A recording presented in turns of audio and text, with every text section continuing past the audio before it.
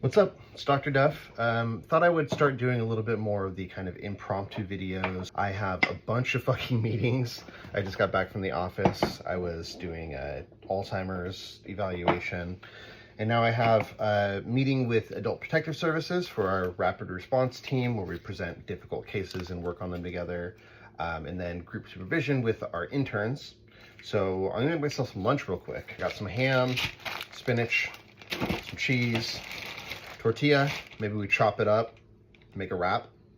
I'm running into a situation a lot right now where people are not necessarily getting into trouble because they're significantly cognitively impaired, but they are being scammed because the scammers are very convincing. People are getting like romance scammed. So imagine that you are an 85-year-old widow.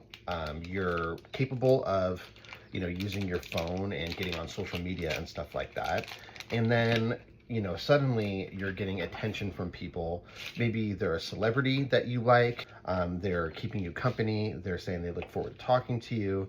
They're complimenting you. And they're actually giving some meaning to your life. Whereas recently you've been feeling lonely and isolated and like there's really not a lot of point to your existence. Maybe you're even feeling romantic feelings toward them, a sense of responsibility, and then they hit you with, I'm sick, or my daughter is sick, or I'm finalizing this divorce but I don't have enough money to finalize it and really get all of my assets back. Could you help me out? Got some little tomatoes too. They're so insidious. They work their way in and they really exploit somebody's emotional state. And then when they find out that it's a scam, it's hard because as a human, you want to justify the experience of what you've been doing. And so you kind of double down and you'll go deeper and deeper and deeper until it gets to be a crisis. And then once they realize it's a scam, it's really hard for them to reconcile that because even if they recognize it's a scam, this is still something that's providing more meaning to their life than they have had at all recently.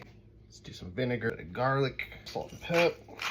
They might be able to admit that they've been scammed in the past, but you often find that they're still continuing the same type of behavior where they are, say, talking with people online, they say, oh, it's going to be different. I'm not going to let this happen again, but they're extremely vulnerable for the same reasons.